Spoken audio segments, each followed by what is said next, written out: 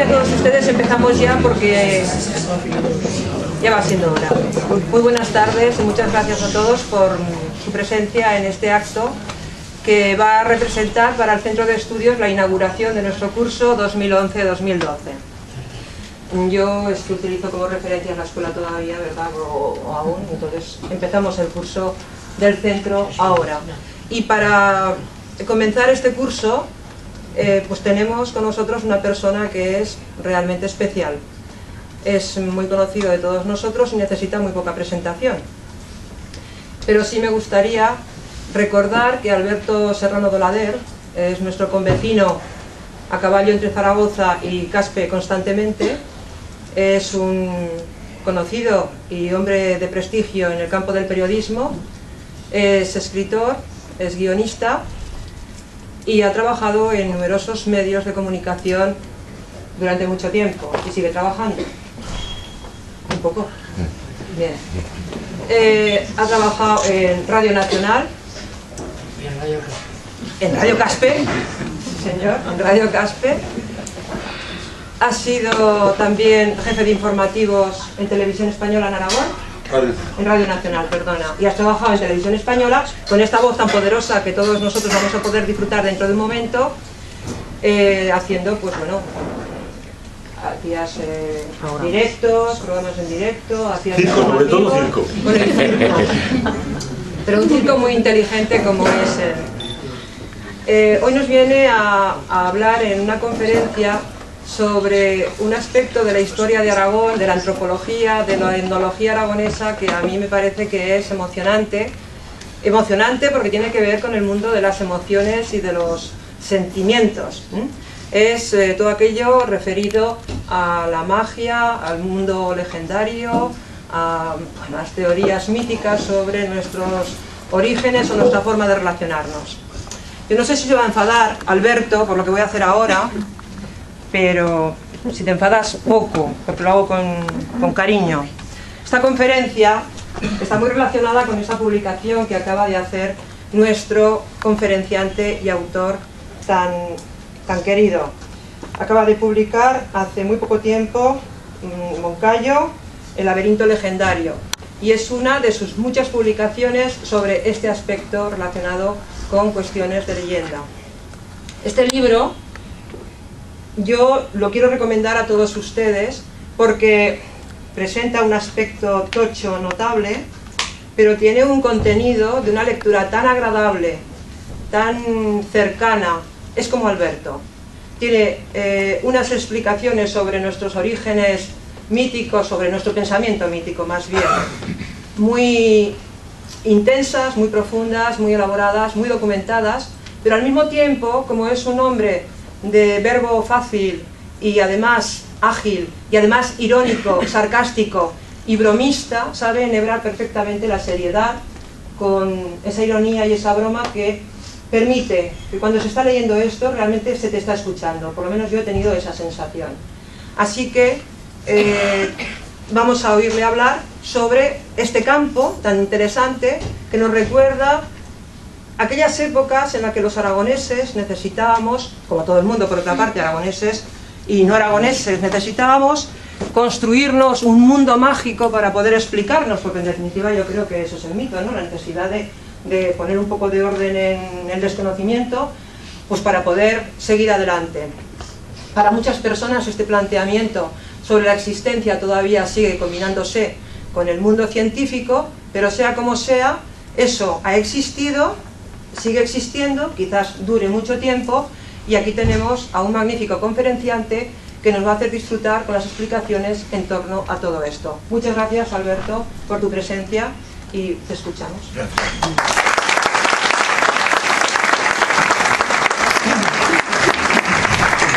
Bueno, pues me alegra mucho estar aquí hoy porque juego en casa por un doble motivo. Juego en casa porque juego en Caspe y juego en casa porque lo que hago es abrir el curso académico de una institución tan querida por mí desde hace ya más de 30 años y de la que formo parte, como es el actual CECBAC, el Centro de Estudios Comarcales del Bajo Aragón.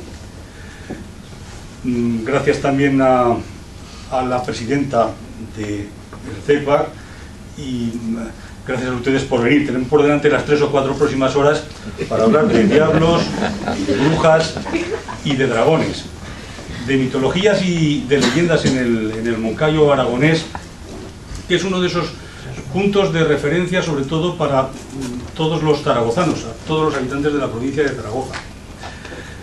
Cuando los que ahora tienen 70 o 80 años tenían 20 o 30, hablo de la provincia, el lugar mágico y deseado para el veraneo, para la excursión, sobre todo para los capitalinos zaragozanos, era el Moncayo. ¿Por qué? Pues porque las comunicaciones eran malas, estaba ahí cerca, se veía desde Zaragoza, y llegar hasta el Pirineo requería 5, 6, 7, 8 horas, según donde ibas. Si te ibas a Benasque, pues echabas 2 días desde la capital, con las carreteras que había. Y el Moncayo no, podías ir y volver al día, o ir al Santuario de Misericordia en Borja, o pasearte por el cinto de Tarazona. ¿Qué es lo que ha pasado? Pues que poco a poco se fueron mejorando las carreteras con el Pirineo y dejó de ser ese referente el Moncayo, que afortunadamente luego hemos recuperado.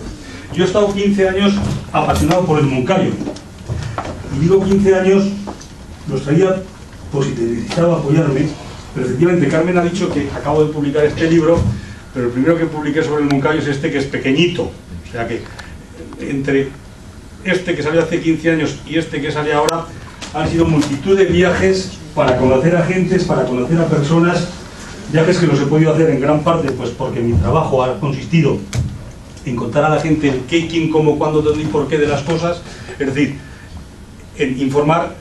Pero uno puede informar y contar ese qué, quién, cómo, cuándo, dónde y por qué de la última noticia o del apagón de luz que ha habido hoy en Motorland.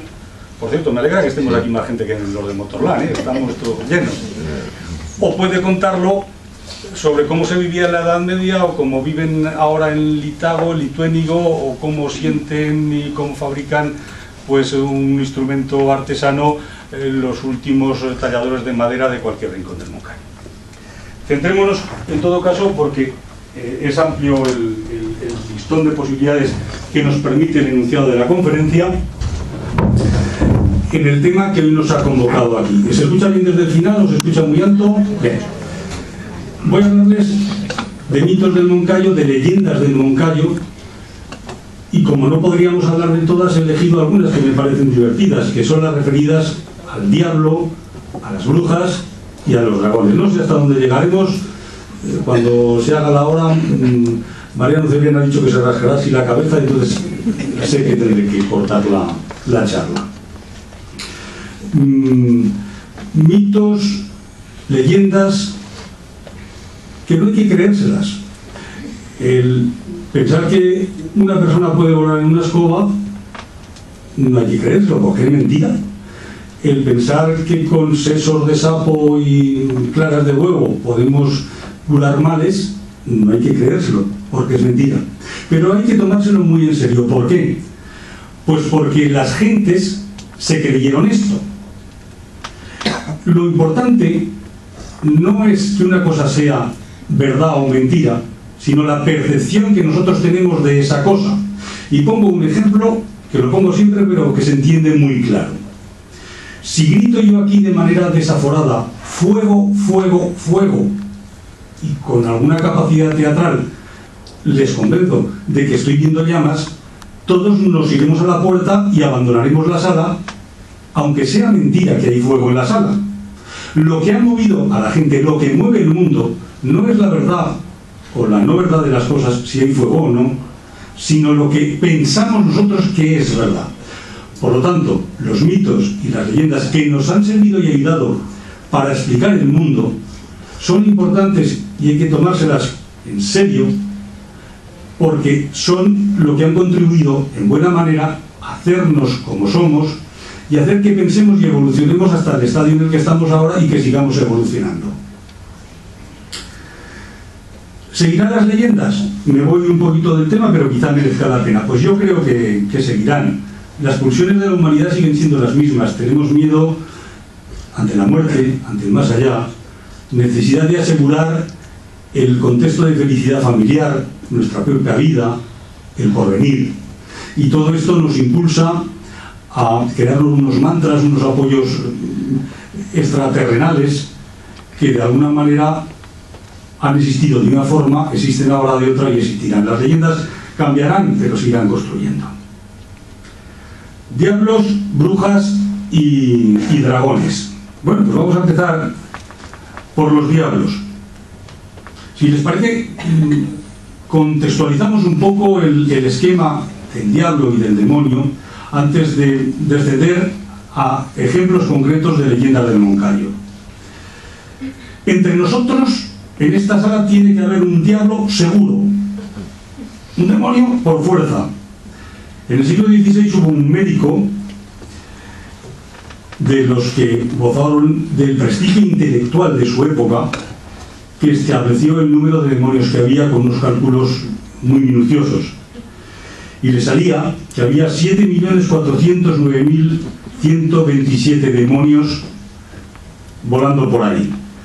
Si eso es verdad, alguno tiene que estar hoy aquí. 79 príncipes los mandaban. ¿Cómo ha evolucionado la idea del demonio?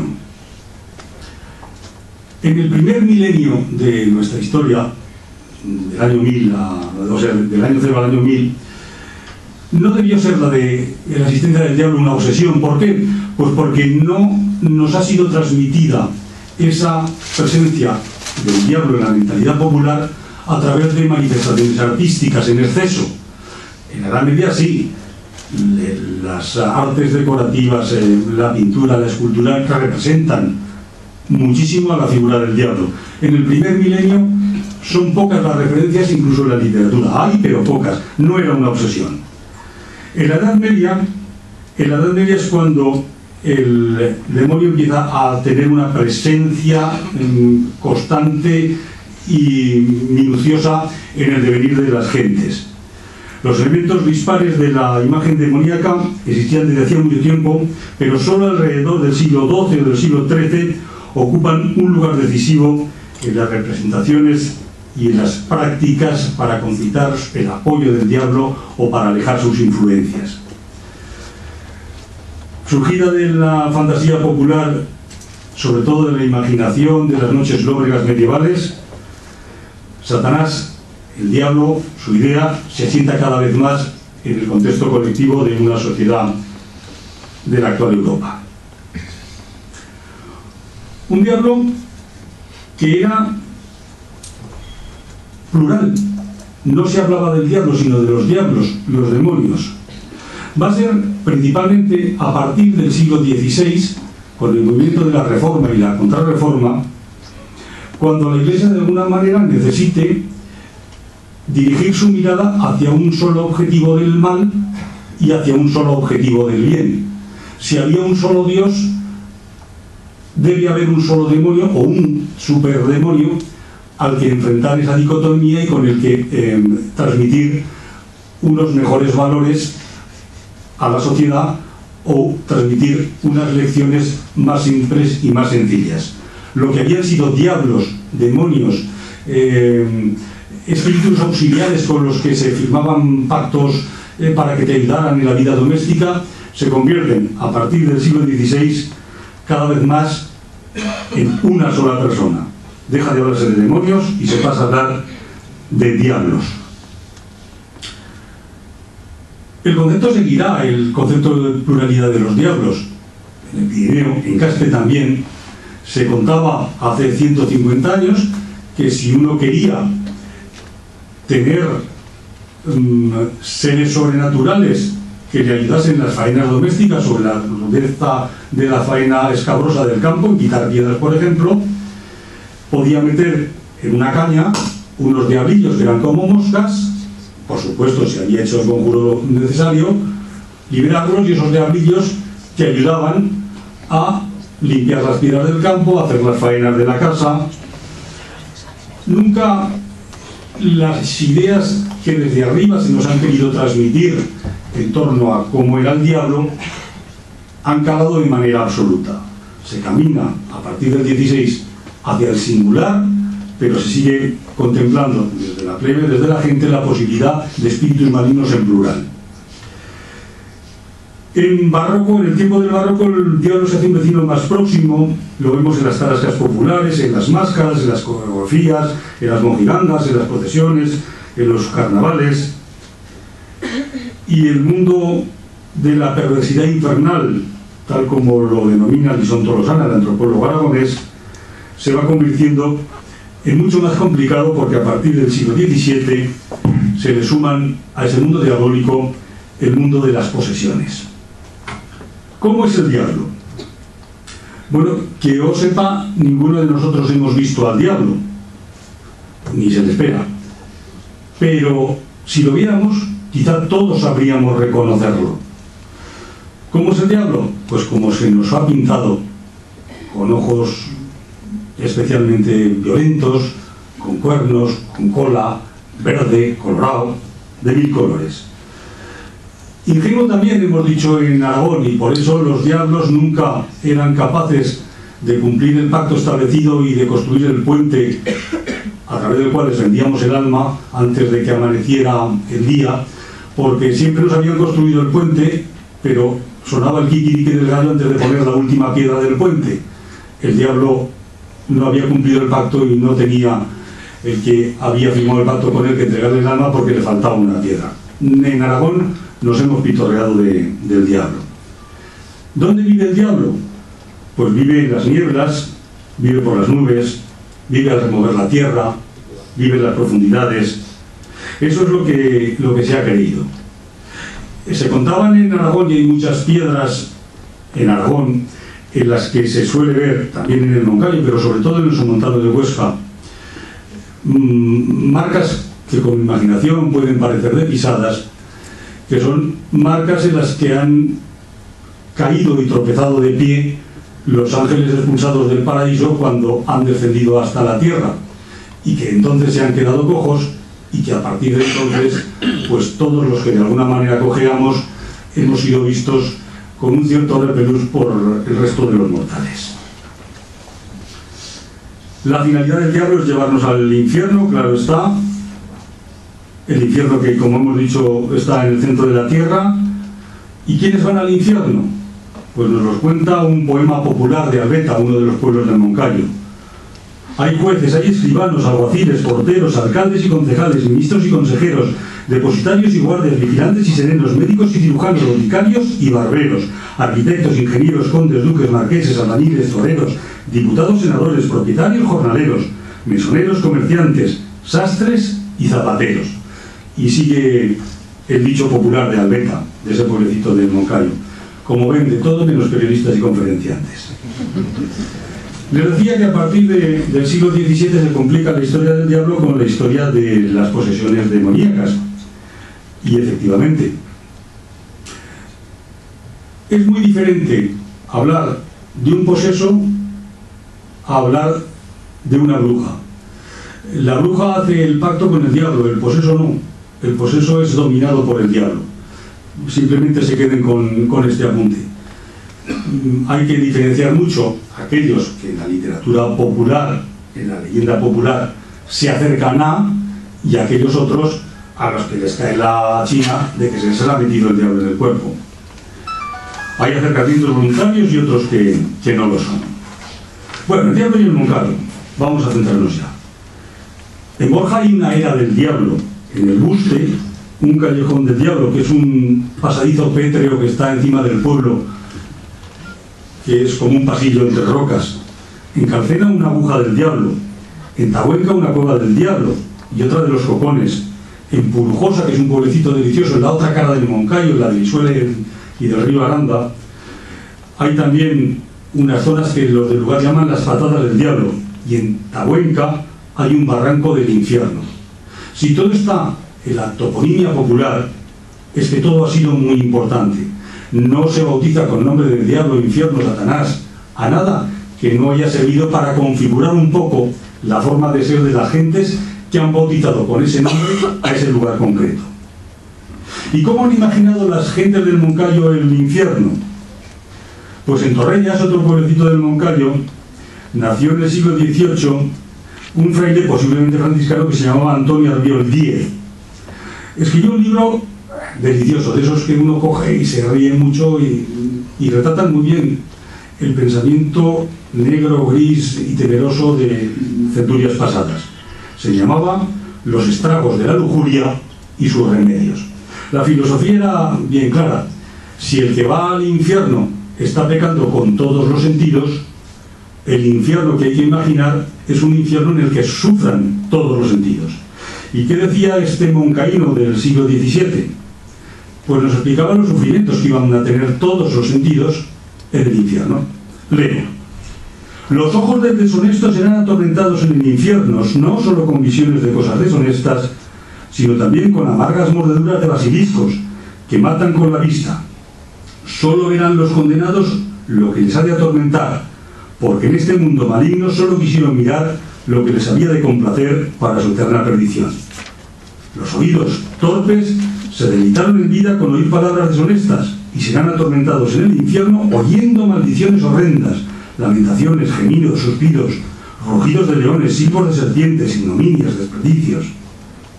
El sentido del gusto, que también participó de las torpezas, y la maldita lengua, que se manchó con palabras deshonestas, equívocos sucios y provocativos y escandalosos, tendrán por tormento en el infierno las mordazas de hierro candente y las amargas bebidas de hiel de dragones.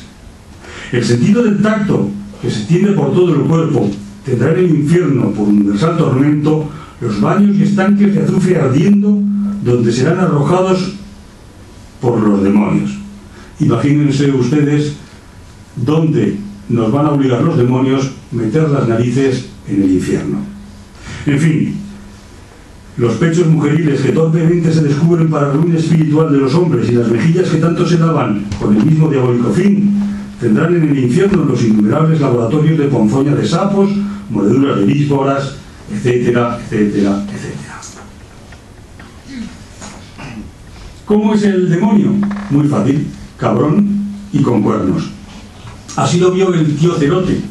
El tío Cerote es un personaje de cuentos infantiles de un moncaíno, Romualdo Nogués, que escribió unos cuentos de Mite Aragonés preciosos. El tío Cerote tenía una mujer que sospechaba que era bruja. Un buen día se hace el dormido, observa cómo su mujer se pone unos ungüentos y antes de que su mujer se echase a volar, se unta el de los ungüentos, dice las mismas palabras mágicas que le ha oído su mujer y vuela hasta el aquelarre al que vuela su mujer. Y allí el diablo se presenta como querían los moncaínos que era el diablo: un cabrón con cuernos. Y no solo eso, el tío Cerote, que aguanta escondido hasta el final, ve como todas las brujas participan en la orgía diabólica, bailan y al final, antes de tomar las escobas y volver cada una a su agujero, lo que hacen es desfilar por detrás del diablo y darle un besico en el culo. El tío Cerote, que es sorprendido en ese momento, le meten en la fila, tiene que ir al diablo a darle el beso en el culo, pero era zapatero, en último momento se arrepiente, tenía el punzón en la mano y le casca con el punzón en el culo al diablo. Y el diablo lo único que hace es decirle: tío Cerote, la próxima vez se afeite usted el bigote. ¿Dónde se ven diablos? Bueno, donde más diablos he visto en el Moncayo es en las iglesias. Y tiene su explicación. Allí están los cuadros, los retablos, con los que se ha pretendido impartir doctrina, mostrarnos una lectura de lo que es la vida sobrenatural. Si uno quiere ver diablos, ha de ir a contemplarlos a los retablos de las iglesias. O a las casas de los ricos. Hay una casa, la casa de los condes de Bureta, que la han restaurado ellos con mucho esfuerzo y que la enseña pues el conde de Bureta. Y uno puede ir allí, tomarse un vino y el conde le hace, o el hijo de la actual condesa, no sé si habrá dado el título ya, le hace el recorrido por la casa por un precio bastante razonable, 2 o 3 euros, pero merece la pena. Yo quise hacer este recorrido de la casa no presentándome como periodista, sino como un turista normal y corriente. Era difícil en mi caso porque trabajaba en televisión y entonces me tuve que camuflar, porque en los momentos en que presentas un programa diario eres extremadamente conocido con gafas de sol y sombrero. pude conseguir hacer la visita de manera de incógnita. Y una de las cosas que me llamó la atención es que lo que explicaba el conde a los visitantes es que en casa de todos los ricos, de todos los condes, siempre en el despacho había en algún sitio un diablillo pequeño para recordarles que tantas riquezas mal administradas les acarrearían que Satanás se los llevase al infierno.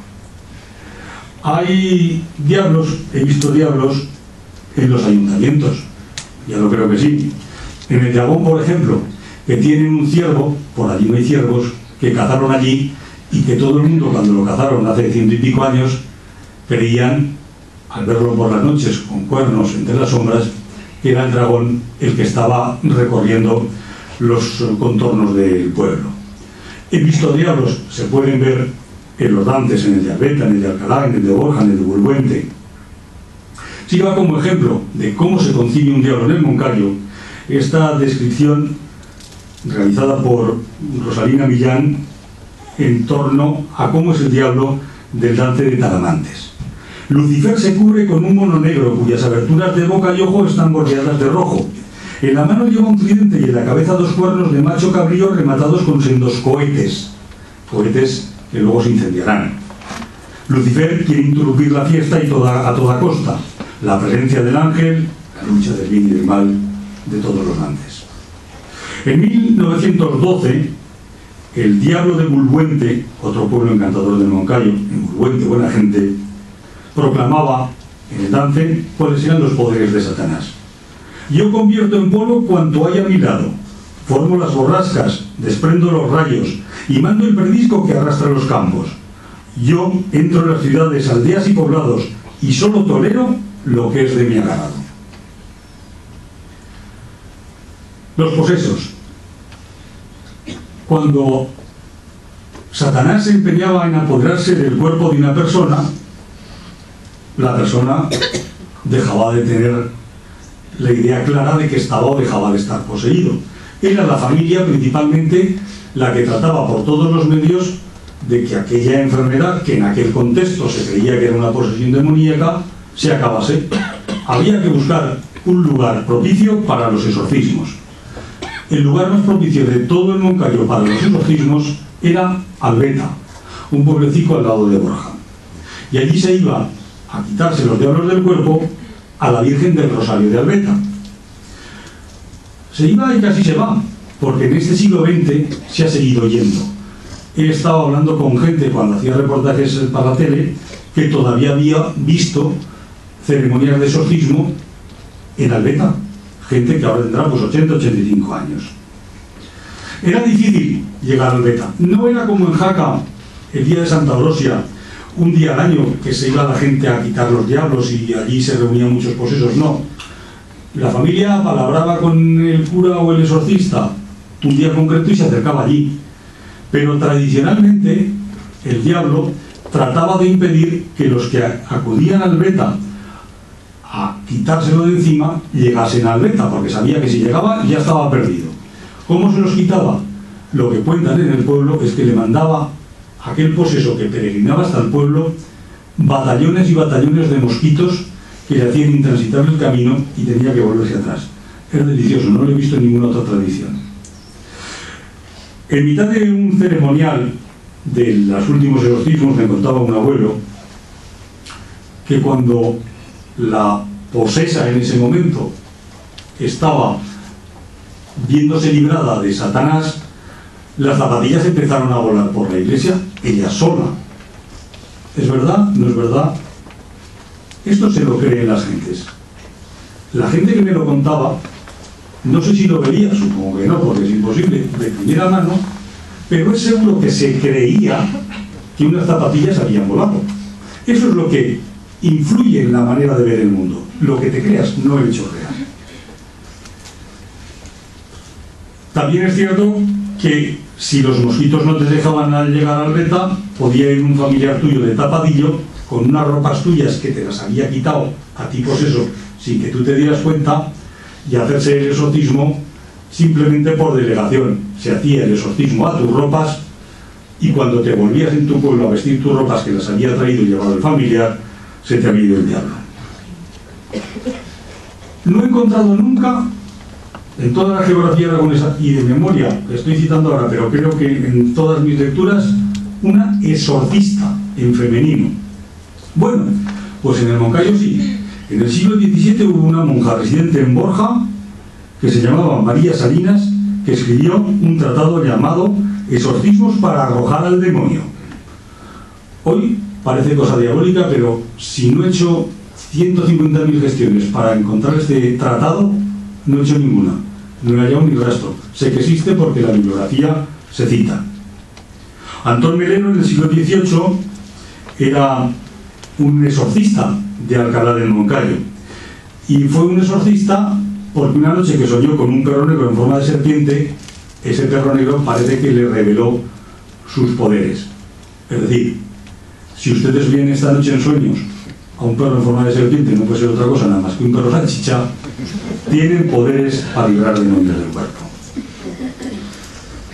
En Ambel, un pueblecito también delicioso del Moncayo, donde sigue habiendo un casino en el que se toman los sábados y domingos, solo sábados y domingos, unas tapas exquisitas, lo previenen las posesiones, y algunos días a lo largo del año van gentes procesionando por las calles que entran a las casas y las hisopan diciendo: desaparece Satanás, desaparece Satanás, desaparece Satanás. Ahora parece gracioso, pero imaginen ustedes la escena de hace 100 años, en un pueblecito perdido en Moncayo, en el crepúsculo del día, un montón de personas yendo casa por casa, y a otra casa, y a otra casa, y a otra casa, diciendo: desaparece Satanás, desaparece Satanás. Perdón, se me ponen los pelos de punta. Y ahora llevamos 9 y 5. Les decía que nos hemos reído del diablo. Claro que nos hemos reído, y en el Moncayo más. ¿Quién no ha oído hablar del herrero de Calcena? Calcena, que dicen que su topónimo iba de cáliz de la cena, y es la leyenda del Vial la que nos podría salir a colación y que podríamos contar. Tiene una de las tradiciones de tomarse a pitorreo a Satanás más deliciosas que hay en toda la historia de la literatura universal, por la socarronería que alguien que vende su alma al diablo logra imponer para que el diablo no se la lleve. Cuenta la leyenda que la Sagrada Familia, huyendo de Egipto, pasó por Calcena y da un rodeo, y tanto fue el rodeo que se le hicieron al pollino, a la burreta, pues polvo las 4 herraduras. En Calcena había herrero, y San José, que no tenía un duro, le pidió al herrero que si le podía hacer un apaño a la caballería. El herrero dijo que ni hablar, que él no trabajaba gratis, y que si no había perras no había confites. Pero que bueno, que se hacían unos milagricos, pues que entonces, pues que a lo mejor, pues que 4 milagricos. Y el herrero le pidió 4 poderes. Que aquel que quisiera subirse a una higuera que había cerca de la herrería, si el herrero quería, luego no se pudiese bajar. Que aquel que se sentase en un banco de la herrería, si el herrero quería, luego no se pudiese levantar. Que aquel que bebiese la bota del herrero se quedase así de por vida, si al herrero no le daba la gana de deshacer el encanto. Y que aquel que metiera el dedico por un agujero se quedara allí atrapado si el herrero no deshacía el sortilegio. Bueno, le pagaron los de la Sagrada Familia con esos 4 deseos el servicio de las herraduras, y cuando Satanás calculó que ese herrero, que blasfemaba y era muy mal hablador, y era pieza apetecible, trató de ir a buscarlo. Satanás y el herrero se enzarzaron en una discusión y pactaron un plazo para entregar el herrero el alma a Satanás. Bueno, pues dame un par de años más y así con todas las condiciones. Y en esos años el herrero se puso a hacer pecados gordos, gordos, gordos. Llegó los 2 años y empezó Pedro Botero a mandar emisarios para que se llevaran el alma del herrero al diablo. Y ya se pueden imaginar lo que el herrero puso en práctica. Joder, pues me iría contigo, pero ¿quién se deja esos higos aquí? Pero fíjate, anda, cógeselos y se los llevas a Pedro Botero y seguro que te asciende. y el diablillo va, se sube a la higuera y no puede bajar. Y Pedro Botero, pues estos no llegan, manda a otro emisario. Siéntate en el banco que nada, acabo este arao que estoy haciendo, por no dejarlo tirado y enseguida voy. El diablo se sienta en el banco y el diablo que no se levanta. Más divertido es lo del diablo bebiendo bota, que nadie nos lo podemos imaginar, y lo del diablo con el dedo metido del agujero, pues ustedes lo considerarán como una escena graciosa. Cuando se murió el herrero, no lo quisieron ni en el infierno.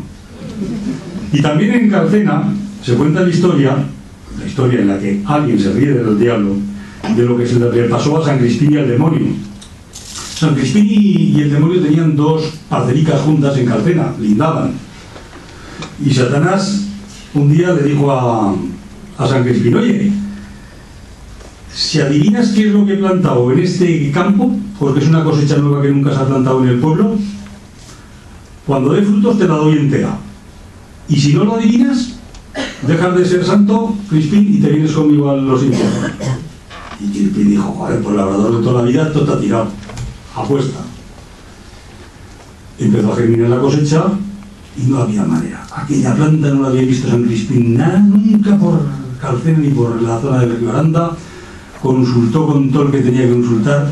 Era imposible, no había forma de descubrir qué planta era. Pero San Crispín utilizó una estrategia. Cuando se vieron por la noche en la taberna del pueblo, le dijo al diablo: oye, esta noche estaba paseando pensando a ver qué será la cosecha, y oí que allí se te está metiendo un tío en la caseta y te está destrozando todo, ¿no? Te va a joder el campo. Entonces el diablo, muy preocupado, se pegó la noche siguiente en el campo vigilando. Y a mitad de noche, efectivamente, sale por el campo un bicho peludo, lleno de plumas. Y el diablo encolerizado coge dos piedras. ¡Joder, que me está jodiendo las lentejas! ¡Vete de aquí! Era San Crispín, que se había rebozado en aceite y se había puesto plumas y había forzado al diablo a decirle que era aquello, con lo cual se quedó con todas las lentejas y no tuvo que entregar el alma. En Jarque de Moncayo, que es otro pueblo delicioso, a la salida del pueblo, cerca del cementerio, encima de un montículo, ahora lo veremos, un montículo al que cuesta subir, hombre, se puede subir, pero cuesta según por dónde. Hay una figura de roca cincelada por la curiosidad y capricho del viento, que los lugareños llaman desde siempre el caballo del diablo. Y dicen que sobre ese caballo de piedra volaba Satanás por los alrededores del Moncayo.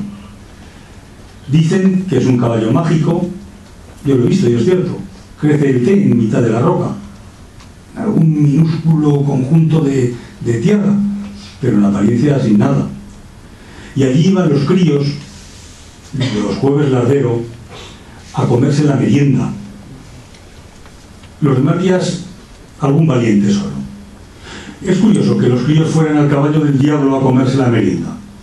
En el jueves lardero en Caspe se salía también al campo a comerse la merienda. Y la explicación antropológica es muy clara. ¿Qué es lo que pasaba?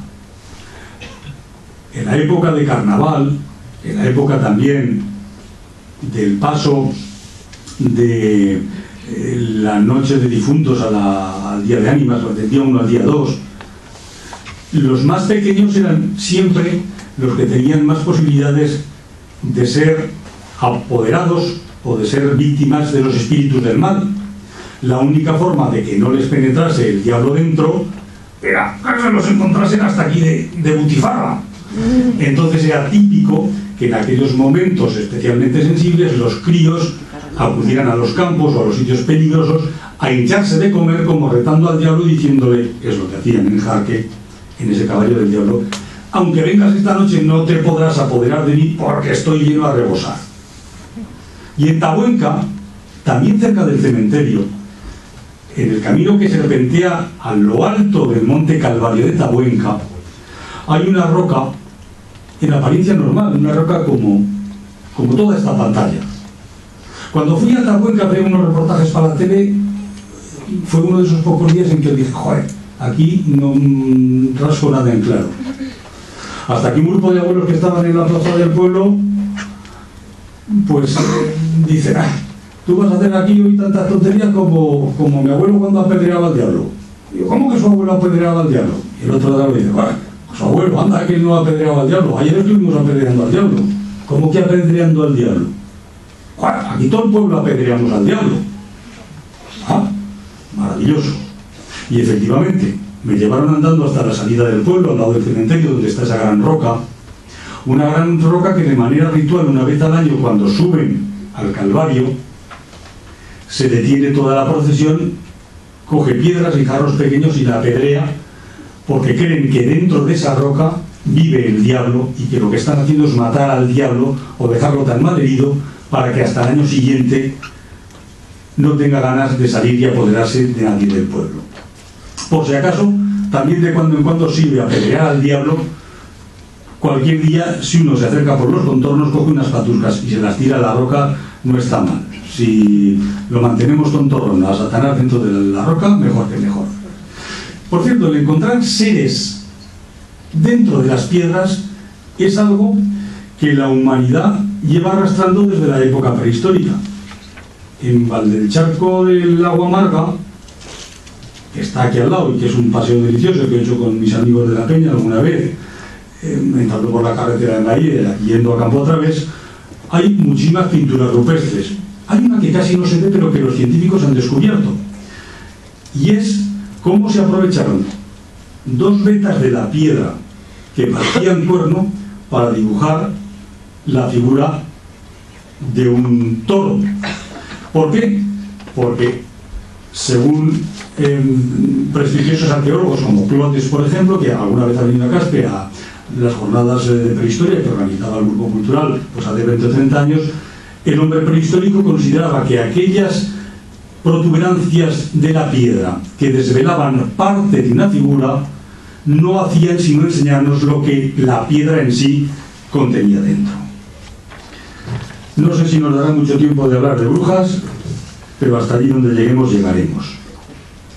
En Aranda de Moncayo vivió Gaspar Navarro, que fue teórico, teólogo y canónigo en el monasterio oscense de Monte Aragón. Escribió, no tengo la fecha, pero creo que era por el siglo XVI o XVII, un libro de título curiosísimo: Tribunal de Superstición Ladina, explorador del saber, astucia y poder del demonio, en el que se condena lo que suele correr por bueno en hechizos, agüeros, en salmos, vanos saludadores, maleficios, conjuros, en fin, un libro delicioso.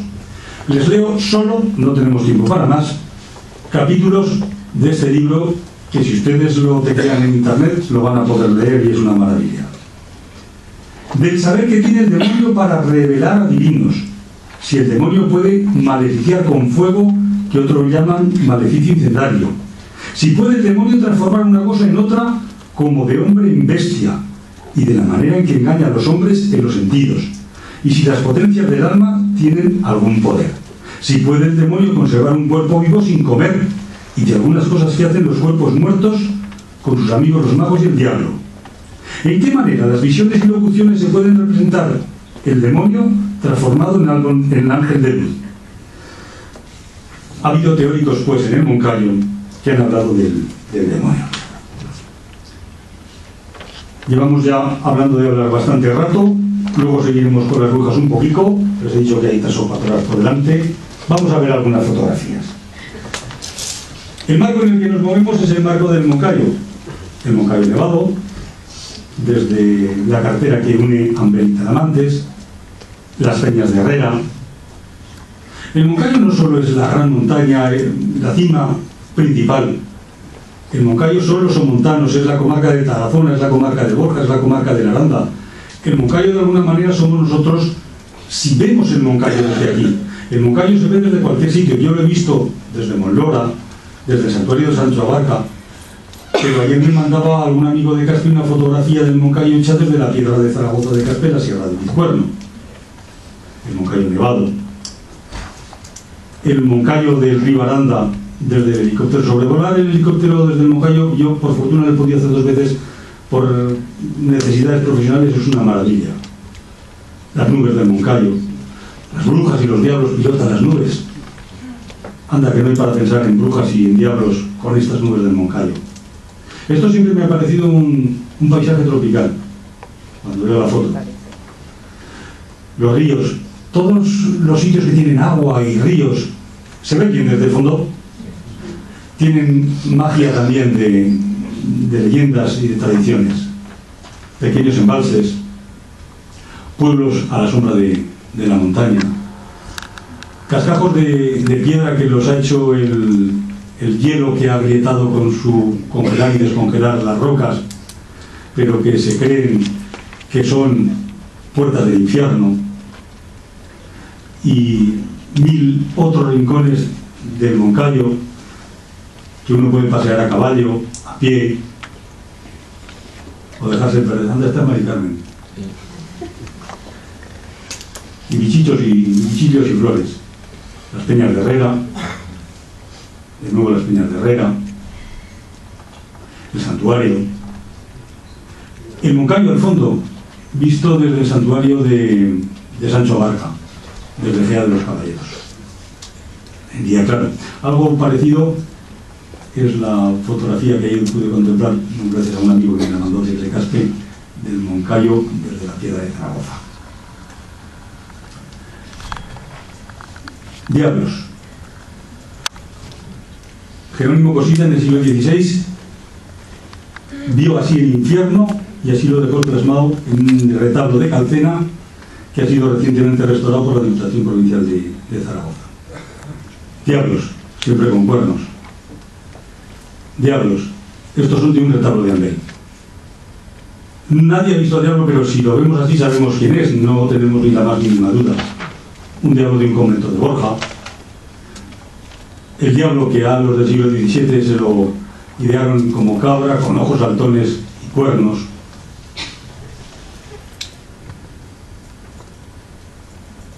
El diablo que les decía que en Agón creyeron que era el ciervo que habían cazado, la Virgen de Albeta, la que se iba a la gente a desorcizar allí, a sacarse los demonios del cuerpo. Unas sargas impresionantes que hay en un añón del Moncayo, en la que se ve como un diablo se está apoderando de un difunto y como un ángel se apodera de otro, sacándolos de la tumba. Gráficos y libros antiguos donde ya se acredita la tradición de que el diablo cabalgaba en caballo, el caballo del diablo de Jarque de Moncayo. Verán que es una piedra que tiene las pintas de caballo totalmente. Hasta allí subí con todos estos amigos. Calcena, el pueblo de Guerrero que se lió con el diablo y le rebuscó problemas. Una ilustración de una de las ediciones del Cuentecillo en la que el diablo no puede bajar de la higuera. El diablo de un dance de un pueblo de Moncayo, en este caso de Albeta, luego vemos Ambel y Talamantes. Albeta, Ambel, el niño diablo, Talamantes, ahí postrado antes al meteor que está detrás. El bien siempre vence al mal. El callejón del diablo que les he dicho del buste, que es esa callejuela de por allí, ese pasillo pétreo. El libro del estrago de la lujuria, en el que el franciscano nos contaba que lo tenemos claro en el infierno. La piedra que los abuelos de Talamantes se dedican a apedrear de esta manera, al menos una vez al año. Unas cruces que hay en la piedra para alejar todavía más el demonio. El barranco del diablo de Tahuenca, el tío Cerote escondido en el aquelarre con el macho cabrío y las brujas desfilando dándole el besico en el culo al diablo. Bien. Lo importante, como siempre, en el Moncayo son las gentes que son las que me han permitido, aparte de los libros y los viejos legajos, saber todas estas cosas. Vamos a ver gente de Alcalá, de Jarque, de Oseja, de Pomer, de Purujosa, de Santa Cruz. Gracias a todas estas gentes, menudo arroz me comí aquí. Son gracias a estas gentes a las que tenemos constancia de todas estas tradiciones. Esta foto me ha gustado mucho hacerla. Y este soy yo en las épocas en las que paseaba en Moncayo. Son y 23, vamos a hablar 10 minuticos de brujas y nos centraremos en el Moncayo. La referencia mágica de las brujas del Moncayo es Trasmoz y su castillo. Las primeras referencias del castillo de Trasmoz datan del siglo XII. Fue creciendo hasta el siglo XV. En el XVI se abandonó.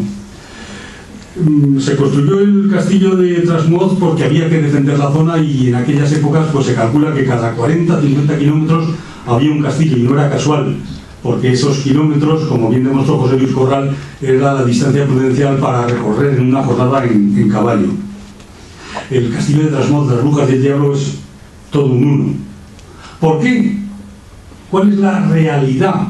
¿De dónde arranca la tradición brujeril del castillo de Trasmoz? Vamos a deshacer el mito. En el siglo XIII, en el castillo de Trasmoz, se acuñaron monedas falsas. Y cuentan los medievalistas que quienes acuñaban monedas falsas hicieron circular entre las gentes las leyendas, la conseja, de que aquello estaba infectado de brujas. Las gentes en esa época oscura medieval se alejaron del castillo y lo que hacían era permitir que el negocio fuera floreciente. Y así pudieron amasar los 4 prebostes del lugar ingentes cantidades de dinero. De ahí parece, del siglo XIII, que se arranca el origen